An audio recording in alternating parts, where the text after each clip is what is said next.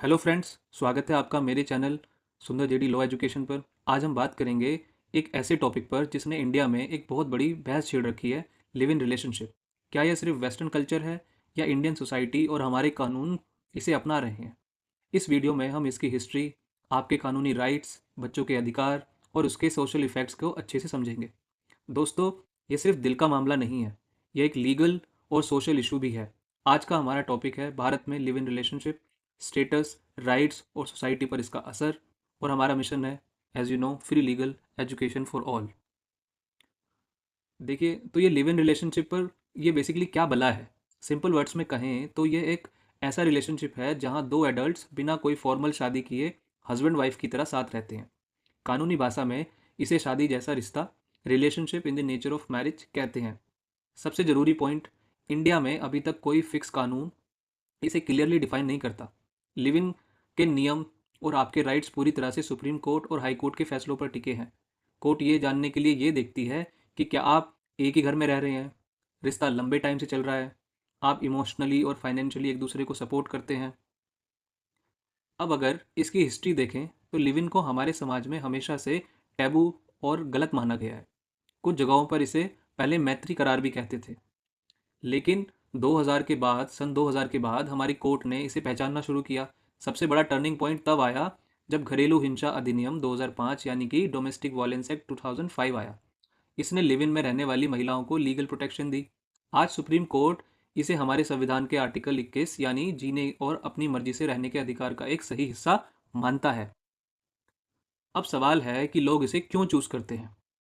Compatibility check, इसे अक्सर अक्सर शादी से पहले ट्रायल कहते हैं। लोग लाइफ टाइम साथ रहने से पहले एक दूसरे की आदतें, पैसों की समझ और लाइफस्टाइल को समझना चाहते हैं। फाइनेंशियल फ्रीडम, शादी के मुकाबले इसमें कानूनी और पैसों का टेंशन कम होता है। इजी एग्जिट होती है इसके अंदर, अगर बात ना बने तो तलाक जैसी लंबी और मुश्किल कानूनी प्रोसेस से बच सकते हैं। ये उन यंगस्टर की सोच है जो करियर जो करियर और अपनी पर्सनल स्पेस को ज़्यादा प्रायोरिटी देते हैं। एक सिंपल एग्जांपल अगर मैं आपको दूं, जैसे कि राहुल और प्रिया बेंगलोर में जॉब करते हैं। वे प्यार में हैं, पर अभी शादी की जिम्मेदारियों के लिए रेडी नहीं है। इसलिए फैमिली को इन्वॉल्व करने से पहले एक दूसरे को समझने के लिए साथ रहने का दोनों ने डिसीजन लिया है। सीधे कहें तो इंडिया में लिव इन रिलेशनशिप इलीगल नहीं है, ये कोई क्राइम नहीं है। ये संविधान के आर्टिकल 21 के अंडर प्रोटेक्टेड है। दो एडल्ट्स अपनी मर्जी के साथ रह सकते हैं। पर यहाँ एक कॉम्प्लिकेशन है। अगर कोई पार्टनर अपने से पहले वो पहले से मैरिड है और कानून इसलिए कानूनी तलाक उसने नहीं लिया है, तो ये रिश्ता गैरकानूनी हो सकता है। ऐसे में दूसरे साथी को एडल्ट्री जैसे मामलों का सामना करना पड़ सकता है। भले ही एडल्ट्री अब क्राइम क्राइम नहीं है, पर ये डाइवोर्स का आधार तो है। देखिए, बहुत ही इंपॉर्टेंट केस है इस टॉपिक का। सबसे पहला बड़ा केस, खुशबू वर्सेस कन्नी अमल, 2010 का। मुद्दा ये था, एक्ट्रेस खुशबू ने पब्लिकली कहा था कि शादी से पहले सेक्स या लिव इन रिलेशनशिप कोई क्राइम नहीं है, जिसके बाद उन पर कई केस दर्ज हुए। सुप्रीम कोर्ट का फैसला ये रहा, कोर्ट ने सभी केस रद्द कर दिए और क्लियर कर दिया कि लिव इन रिलेशनशिप कोई क्राइम नहीं है। कोर्ट ने कहा कि सोसाइटी इसे गलत मान सकती है, पर कानून जबरदस्ती सच्ची नैतिकता थोप नहीं सकता। ये आपकी चॉइस है और आपका फंडामेंटल राइट भी। दूसरा केस है इंदिरा शर्मा वर्सेस के वी शर्मा, 2013 का केस है ये केस सबसे ज़्यादा इंपॉर्टेंट है क्योंकि इसने लिव इन को पहचानने के लिए गाइडलाइन सेट की। कोर्ट ने कहा कि रिश्ता शादी जैसा है या नहीं है, ये जानने के लिए इन तीन बातों पर फोकस करना होगा। पहला, रिश्ता एक दो दिन का नहीं बल्कि लंबे टाइम तक चलना चाहिए। दूसरा, पार्टनर्स को हस्बैंड वाइफ की तरह एक ही घर में रहना चाहिए। तीसरा, दोनों ने फाइनेंशियली एक दूसरे को सपोर्ट किया हो, जैसे जॉइंट अकाउंट या साथ में खर्चे करना।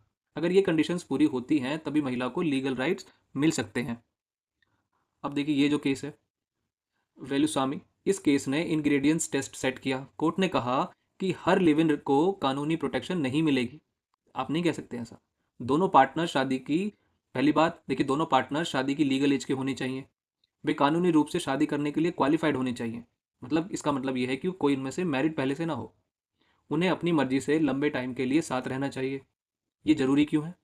ये फैसला उन लोगों को प्रोटेक्शन देने से रोकता है जो सिर्फ कैजुअल या फिर आए गए रिश्ते में थे और फिर गुजारा भत्ता मेंटेनेंस मांगते हैं।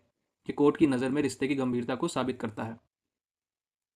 Rights of the women, live in में महिला पार्टनर को ये मुख्य कानूनी अधिकार मिलते हैं। पहला, घरेलू हिंसा से सुरक्षा, डोमेस्टिक वायलेंस प्रोटेक्शन।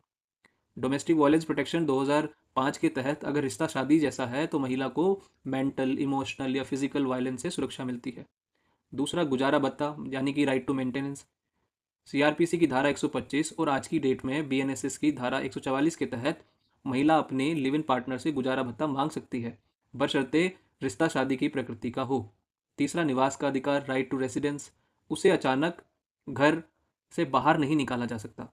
ध्यान दें, शादीशुदा पत्नी के उलट महिला पार्टनर को आमतौर पर पार्टनर की प्रॉपर्टी पर उत्तराधिकार का अधिकार नहीं मिलता जब तक कि पार्टनर ने अपने नाम से कोई वसीयत यानी कि विल ना बनाई हो। देखिए, ये चीज़ें हमें याद रहनी चाहिए। Right of rights of children, बच्चों के राइट्स की बात करें तो कानून बहुत क्लियर है।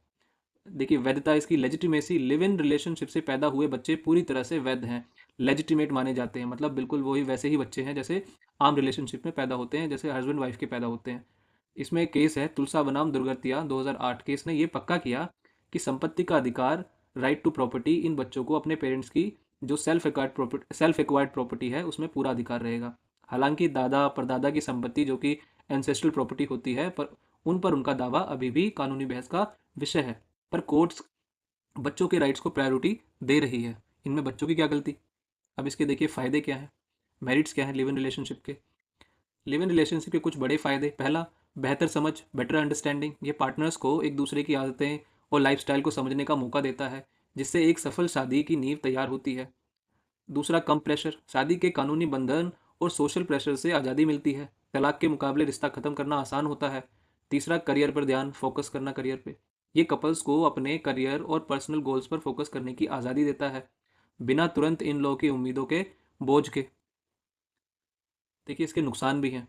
हर चीज़ के दो पहलू होते हैं। इसके कुछ नुकसान हैं, जैसे कि सोशल स्टिग्मा, खासकर छोटे शहरों और गांवों में सोसाइटी इन कपल्स को जल्दी एक्सेप्ट नहीं करती। किराए पर घर मिलना या सोशल इवेंट्स में जाना अक्सर मुश्किल होता है। दूसरा, असुरक्षा, लैक ऑफ सिक्योरिटी। आसान ब्रेकअप के चलते रिश्ते में इमोशनल इनसिक्योरिटी बनी रहती है। एक पार्टनर बिना किसी वार्निंग के कभी भी जा सकता है। तीसरा, कानूनी एम्बिग्यूटी। प्रॉपर्टी का उत्तराधिकार और बैंकिंग नॉमिनेशन जैसे जरूरी लीगल मैटर शादीशुदा जोड़ों के मुकाबले लिव इन में अभी भी कॉम्प्लिकेटेड है। अब देखिए, हाल ही में इंडिया में एक बड़ा कानूनी अपडेट आया है। उत्तराखंड में लाए गए यूनिफॉर्म सिविल कोड 2024 के तहत लिव इन के रिलेशनशिप को कंपलसरी रजिस्टर कराना होगा। इसका उद्देश्य क्या है? इसका मकसद सेफ्टी सुनिश्चित करना है, खासकर महिलाओं और बच्चों के राइट्स की रक्षा करना। जैसे कि श्रद्धा वालकर जैसे अपराधों से आप ऐसे जो अपराध हैं उनको रोकना है। आलोचना क्या है इसकी? देखिए, हालांकि कई लीगल एक्सपर्ट इसे निजता के अधिकार, राइट टू प्राइवेसी का उल्लंघन मानते हैं और कहते हैं कि सरकार को लोगों की पर्सनल लाइफ में इतना इंटरफेयर नहीं करना चाहिए। ये एक बड़ी बहस का मुद्दा बना हुआ है। देखिए, गुड और bad for society. Live in relationship society के लिए अच्छे हैं या बुरे, इस पर लोगों की अलग अलग राय है। पॉजिटिव साइड्स क्या हैं इसके? ये पर्सनल चॉइस और जेंडर इक्वालिटी को प्रमोट करता है। ये लोगों को गलत या टूटी हुई शादी में फंसे रहने से बचाता है। नेगेटिव साइड्स क्या है इसके? ये ट्रेडिशनल पारिवारिक संरचना, जो कि ट्रेडिशनल फैमिली स्ट्रक्चर है, उसको चैलेंज करता है। आलोचकों का मानना है कि इससे बच्चों में अस्थिरता और सिंगल पेरेंट फैमिली की संख्या बढ़ सकती है। अब ये जानना है कि क्या इंडिया रेडी है इसके लिए? सवाल यह है, यही सवाल है कि क्या हम रेडी हैं? शहरी भारत में अगर देखें, अर्बन इंडिया में अगर देखें तो कह सकते हैं हाँ, मेट्रो सिटीज़ जैसे मुंबई, दिल्ली, बेंगलुरु इससे काफ़ी हद तक एक्सेप्ट कर रहे हैं। यहाँ ये मिलेनियल्स और ये जेनजीज के बीच का आम चलन बन रहा है। और अगर ग्रामीण भारत में देखें, यानी कि रूरल इंडिया में, ये बिल्कुल नहीं एक्सेप्टेबल है। गाँव और रूढ़िवादी परिवारों में इसे अभी भी पाप या अनैतिकता की नज़र से देखा जाता है, जहाँ कपल्स को सोशल बहिष्कार का सामना करना पड़ सकता है। देखिए, इसका निष्कर्ष क्या है? इंडिया अभी ट्रांजिशन फेज में है। कानून तो तैयार है, लेकिन समाज की सोच को पूरी तरह बदलने में टाइम लगेगा। देखिए, ड्यूटीज़ क्या हैं पार्टनर्स की? अधिकारों के साथ कुछ कर्तव्य भी हैं, ड्यूटीज़ भी हैं, जैसे मेंटेनेंस का, भरण पोषण का। अगर रिश्ता शादी जैसा था तो मेल पार्टनर कर्तव्य है कि वह महिला का भरण पोषण करे। पेरेंटहुड, बच्चों के जन्म पर माता पिता दोनों को लीगल ड्यूटी है कि बच्चों की देखभाल करें और एजुकेशन उनकी सुनिश्चित करें। बच्चे को छोड़ना या उसकी उपेक्षा करना एक क्राइम है। सुरक्षा क्या है इसकी? घरेलू हिंसा ना करना और एक दूसरे के सम्मान की रक्षा करना भी कानूनी कर्तव्य है। याद रखें, अधिकार हमेशा जिम्मेदारी के साथ आते हैं। देखिए, कंक्लूजन में तो दोस्तों, इस पूरे एनालिसिस का फाइनल कंक्लूजन क्या है? लिव इन रिलेशनशिप ना तो क्राइम है और ना ही पाप। यह संविधान द्वारा प्रोटेक्टेड एक पर्सनल और इंडिपेंडेंट चॉइस है। हालांकि कपल्स को अपने राइट्स, खासकर प्रॉपर्टी और बच्चों से जुड़े कॉम्प्लिकेटेड लीगल मुद्दों के बारे में पूरी जानकारी रखनी चाहिए। सोसाइटी को भी ये एक्सेप्ट करने के लिए डेवलप होना होगा कि शादी ही एकमात्र वैलिड रिलेशनशिप नहीं है। थैंक यू दोस्तों, हमें उम्मीद है कि यह जानकारी आपके लिए हेल्पफुल रही होगी और आपको कानूनी ज्ञान भी बढ़ा होगा। हमारा लक्ष्य है सबके लिए कानूनी शिक्षा फ्री होनी चाहिए।